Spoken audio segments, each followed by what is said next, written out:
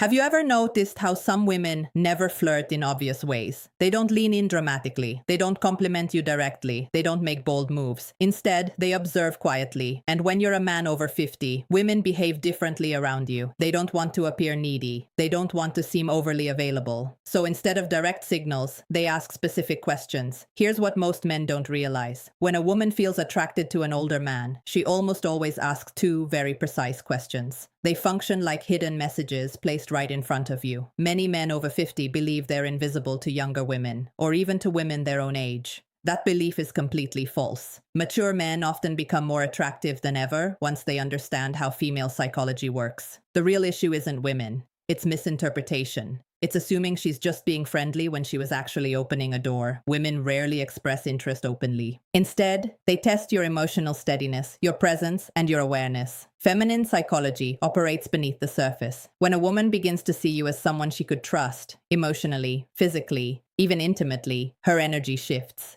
It moves from casual interaction to intentional curiosity. She starts asking questions designed to uncover three things. Your strength. Are you grounded or insecure? Your availability emotionally and practically. Your awareness. Can you recognize subtle interest? This is when the two essential questions appear. But to understand why they matter, you have to understand something deeper. Many men over 50 expect clear signals because they grew up in a time when communication was more direct. Today, even mature women express attraction differently. They don't say, "I'm attracted to you." They explore. Women ask carefully chosen questions to determine whether you're safe to move toward without risking rejection. Here's the quiet fear, especially with older men. If she shows interest too openly, she worries you'll perceive her as needy. So she disguises attraction as curiosity. She hides it inside questions that seem harmless to a man who isn't paying attention. And if you miss them, she rarely repeats the invitation. Women almost never offer the same emotional opening twice. Feminine psychology is layered. Men act when they feel drawn to someone. They offer help, support, direction. Women question when they feel drawn. They hint at closeness through curiosity. There are countless questions a woman might ask in daily life, but only two consistently appear when she's gently exploring intimacy with a mature man. And these questions are not about information. They're about connection.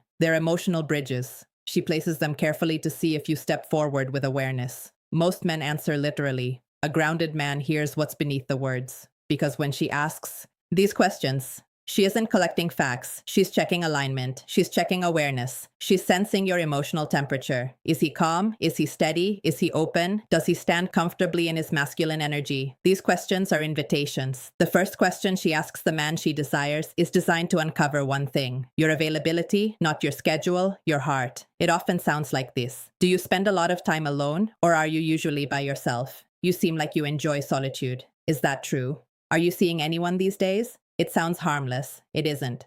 She's asking, is there room for me in his life? Is he emotionally open or closed off?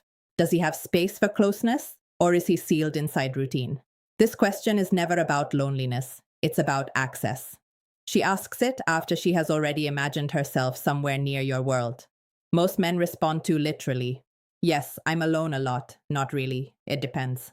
But a steady man hears the subtext. She's testing openness. A balanced response might sound like, I value my space, but I'm always open to good company. Or, I enjoy my independence, but I'm open to something meaningful. That tone communicates strength without coldness. It signals that you're self-contained, but not closed. And if she feels warmth in that answer, she moves closer, which leads to the second question. The second question reveals deeper desire. It often sounds like this.